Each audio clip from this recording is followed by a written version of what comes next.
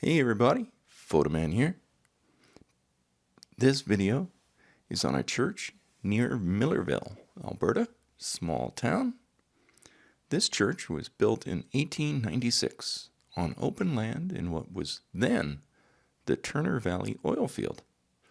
The church structure is very unusual in that it is comprised and constructed of logs placed vertically rather than horizontally. There is also a cemetery and a church hall on the property. In 1895, Reverend R. Murray Webb Peploe recognized a need in Millarville for an Anglican church. He donated the land, and 1 year later, Christ Church was built.